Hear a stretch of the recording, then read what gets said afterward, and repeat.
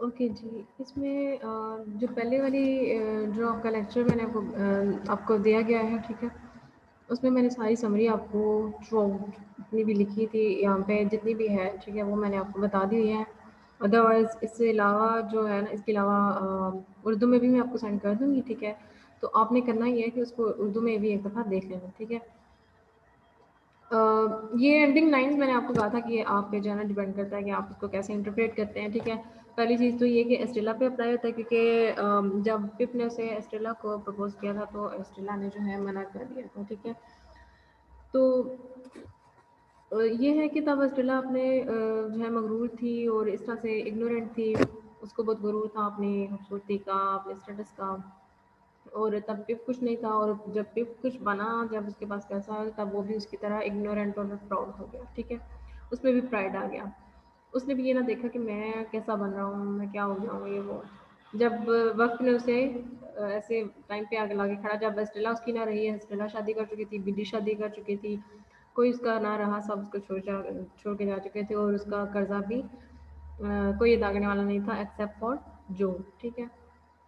तो उसको तब फ़ील होता है कि मैं क्या बन चुका हूँ और अब मुझे क्या बनना है, ठीक है? फिर उसके बाद वो उसका रिवर्सल स्टार्ट होता है कि वो अपने आप को ठीक जगह पे अपने एक दूसरे कंट्री अपने जो फ्रेंड है हर्बर्ट पॉकेट उसको लेके जाता है और वहाँ पे जो है पैसा कमाने जाता है। 11 साल बाद वो वापस आता है, ठीक है?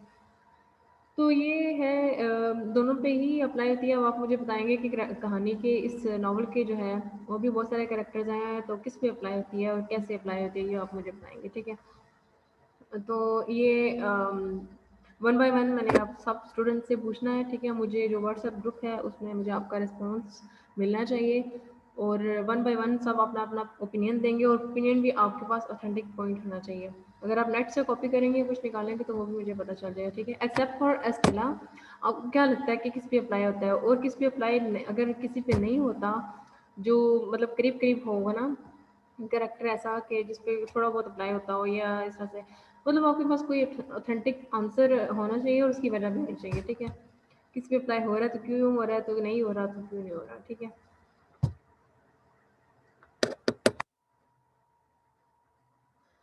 इसमें स्टार्ट किया है तो 20 और 20 40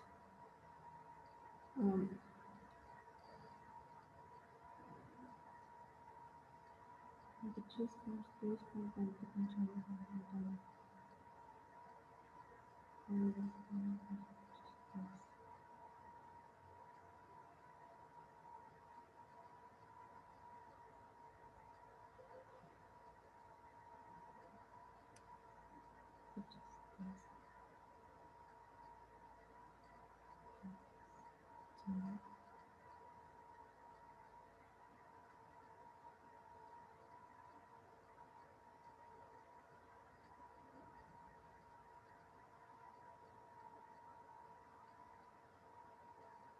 यानी कि 20 मिनट में क्लास स्टार्ट हुई है तो कितने बजे खत्म होना चाहिए?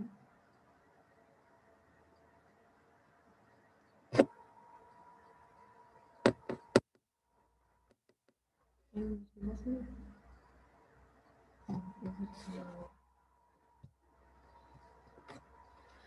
तो जो है मुझे आपका जो है ना रिस्पॉन्स मिलना चाहिए।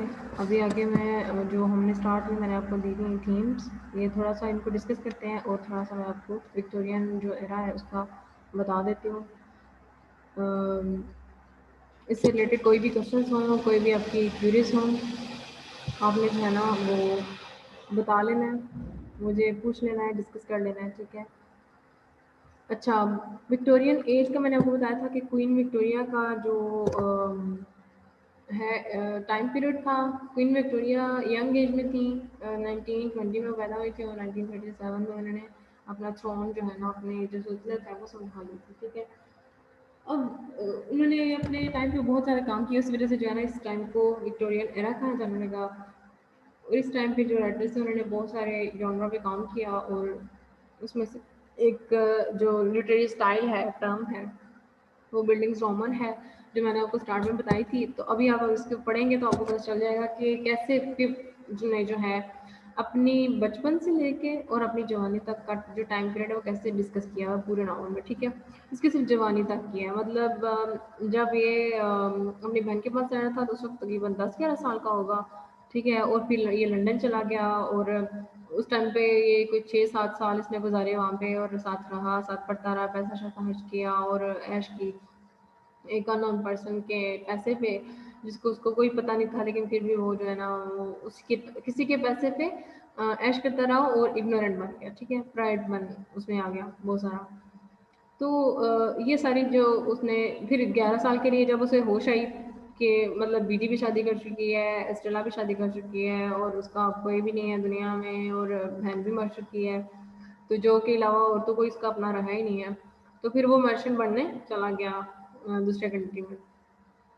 अब वहाँ पे उसने 11 साल गुजारे, तो ये जो टाइम पीरियड था इसमें तकरीबन उसकी 28-29 साल हो चुकी होगी उम्र, ठीक है। तो वापस आके उसने फिर एस्टेरा से शादी की, ठीक है। तो ये जो नॉवल था इसमें जो टाइम पीरियड डिस्कस हुआ बचपन से लेकर जवानी तक का, पिप का, इसको बिल्डिंग रोमन कहा जाता है। तो अब जितने भी हम नॉवेल्स पढ़ेंगे आपने ये लिटरेरी टर्म्स याद रखनी है। मैं हर एक में आपको हर एक टर्म एक्सप्लेन नहीं करूँगी। इसमें बिल्डिंग रोमन का मैंने आपको बताया, तो नेक्स्ट किसी भी नॉवल में ऐसा कोई आता है जिसमें किसी की जवानी से लेके बुढ़ापा या बचपन से लेके बुढ़ापा या बचपन से लेके जवानी तक का टाइम पीरियड डिस्कस किया हो, प्रोटोगनिस्ट का यानी कि हीरो का, उसका आपने मुझे खुद बताना है कि इसमें जो है ना ये टर्म अप्लाई हो रही है, ठीक है। अच्छा, सेकंड मेजर जो थीम है वो है सोशल क्लास, ठीक है। सोशल क्लास इसमें से डिफरेंट वेज में अप्लाई होती है। पहले हम थोड़ा सा इसको पढ़ते हैं, फिर मैं आपको थोड़ा जो है ना साथ साथ गाइड कर देती हूँ।